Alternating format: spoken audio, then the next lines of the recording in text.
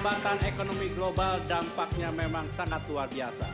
Bukan hanya harga yang menurun, tetapi permintaan juga menurun sangat tajam. Dan itu bukan hanya dialami oleh perusahaan Indonesia. Semua perusahaan di dunia menghadapi masalah di tahun 2015 ini. Kita bisa lihat bagaimana Chevron dan Mobil Oil penerimaan turun drastis. Deutsche Bank sampai harus melay-off 15.000 karyawan. Indonesia sekarang menjadi tantangan bagaimana keluar dalam situasi yang sangat berat ini. Karena di sisi lain, target penerimaan pajak sudah ditetapkan sangat tinggi. Kita sudah mencanangkan untuk menjadikan negara berdaulat secara ekonomi dan itu menyebabkan target pajak sudah ditetapkan cukup tinggi. Bagaimana lalu kita keluar dari permasalahan seperti ini? Bersama saya, Suryo Pratomo, inilah Economic Challenges.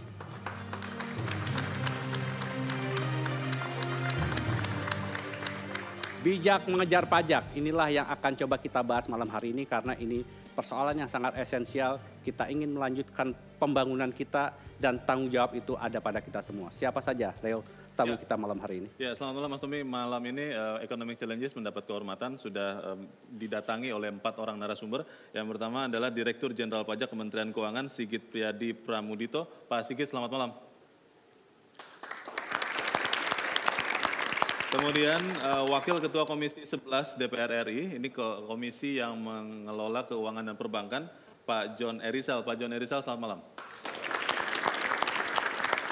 Dan yang paling berkepentingan dengan pajak, karena memang mereka yang sering dipajaki, Mas Tommy dan pemirsa, Ketua Umum Asosiasi Pengusaha Indonesia atau APindo, Haryadi Sukamdhani. Mas Haryadi, selamat malam. Dan seorang ekonom yang khusus mengamati perpajakan, pengamat perpajakan, Justinus Prastowo. Pak Prastowo, selamat malam. Itu Mas Tommy, narasumber kita malam ini yang kita harapkan bisa memberitahu kita bagaimana kita bisa bijak mengejar pajak. Jadi kita bicara solusi, bagaimana target pajak itu bisa tercapai untuk mendorong pembangunan kita. Ya. Namun sebelum kita mulai diskusi, mari kita lihat tayangan berikut ini. Target penerimaan pajak 2015 sebesar 1.294 triliun dipastikan sulit tercapai. Hingga bulan November, capaian penerimaan pajak baru di kisaran 60%. Namun meskipun target penerimaan pajak sulit tercapai, ditambah kondisi perekonomian yang tengah lesu, pemerintah justru kembali menaikkan target penerimaan pajak tahun 2016 menjadi sebesar 1.350 triliun.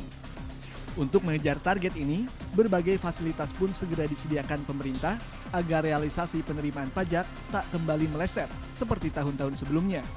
Pemerintah bahkan siap mengampuni dana yang diparkir di luar negeri supaya mau kembali ke Indonesia. Realisasi penerimaan pajak di Indonesia memang jauh dari potensi ekonomi sebenarnya. Bahkan jika dibandingkan terhadap skala perekonomian, penerimaan pajak di Indonesia termasuk yang terendah di dunia. Sanggupkah pemerintah berbenah memaksimalkan penerimaan pajak? Jangan sampai besarnya potensi dan realisasi penerimaan pajak jauh panggang dari api.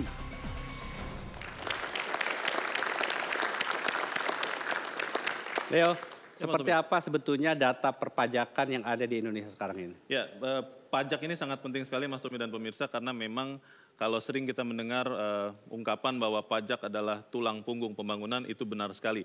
Kita melihat bahwa hingga sekarang, hingga data yang kami punya hingga 4 November 2015, realisasi penerimaan pajak sebesar kurang lebih 774 triliun atau sekitar 60% dari target penerimaan tahun ini. Kita melihat juga bagaimana 82,5%, hampir 100% penerimaan negara itu ditargetkan berasal dari pajak. Pendapatan negara sekitar 1.761 triliun, itu pendapatan dalam negeri sekitar 1.758 triliun, dan dari 1.758 triliun itu pendapatan pajaknya adalah 1.489 triliun dan penerimaan negara bukan pajak sekitar 269 triliun. Data ini kami peroleh dari Kementerian Keuangan. Kita melihat juga bagaimana sebetulnya logikanya ketika suatu negara ekonominya bertumbuh, maka pendapatannya meningkat dan pajaknya harusnya meningkat juga. Kita melihat data Indonesia, PDB Indonesia terus meningkat. Ini data yang kami peroleh dari Bank Dunia. Kalau kita lihat dari tahun 2006, 2008, 2010, 2012 sampai 2014, peningkatan ini terlihat sangat signifikan dalam satuan miliar dolar. Tetapi pertanyaannya, Justru rasio pajak terhadap PDB atau produk domestik bruto Indonesia, data ini kami peroleh dari Bank Dunia dan Badan Pusat Statistik, justru terus menurun. Kita melihat data dari 1 Januari 92 hingga 1 Januari 2014, grafik ini menunjukkan tren penurunan. Kita melihat juga bagaimana rasio pajak Indonesia dengan negara-negara tetangga kita. Di Indonesia rasio pajaknya masih sekitar 11,9%. Kalau kita bandingkan dengan negara tetangga kita, Kamboja 12%, Singapura 14%, Filipina 12,9%.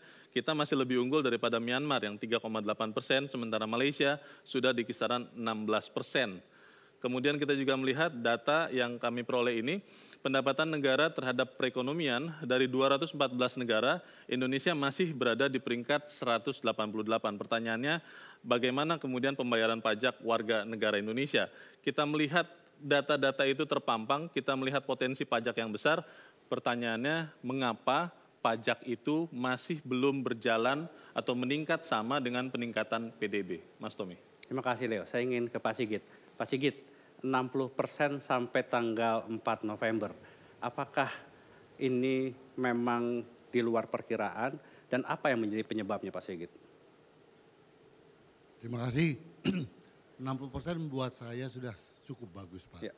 Kami menerapkan sistem, menerapkan strategi yang intinya melihat kembali kewajiban perpajakan 5 tahun ke belakang.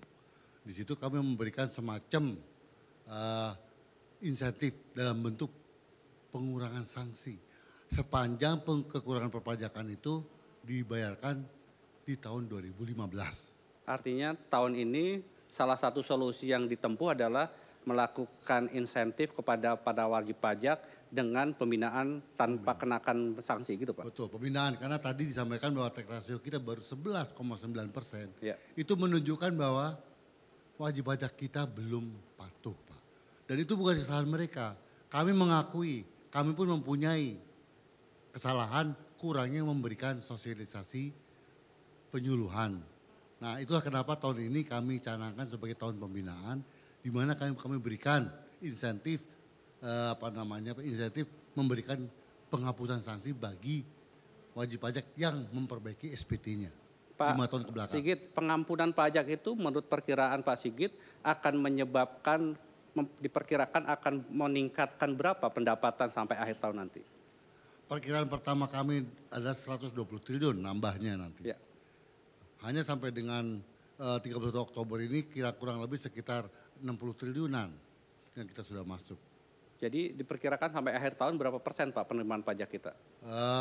Kami melihat bahwa sampai dengan akhir tahun diperkirakan akan shortfall atau defisit 160 triliun. Baik, saya ingin sekarang tanya Mas Haryadi. Mas Haryadi, ada upaya memberikan pengampunan pajak. Sejauh mana dari teman-teman pengusaha melihat itu betul-betul sebagai insentif dan kemudian membuat teman-teman yang selama ini kurang bayar pajak mau melakukan pembayaran?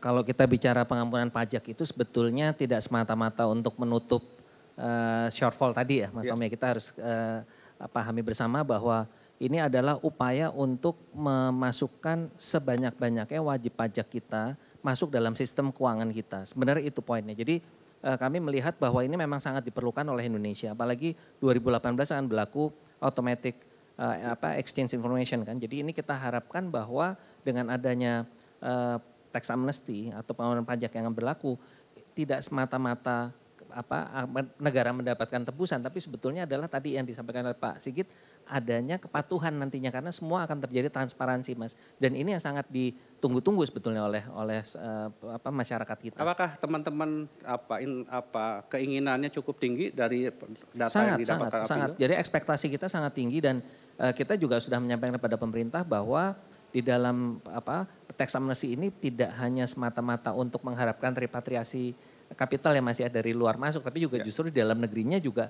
kita minta juga diberlakukan. Jadi once for all semuanya bisa ikut di dalam program daripada pengampunan pajak ini. Baik, Pak John, nanti saya ingin tanyakan Pak John, apakah kemudian dan shortfall sekitar 160 triliun dan langkah-langkah yang ditempuh oleh Ditjen Pajak itu cukup memadai ataukah sebetulnya DPR masih melihat ada hal-hal yang bisa dilakukan untuk bisa menutupi kekurangan penerimaan pajak, tapi kita harus jeda terlebih dahulu. Jangan kemana-mana, tetaplah di Economic Challenges.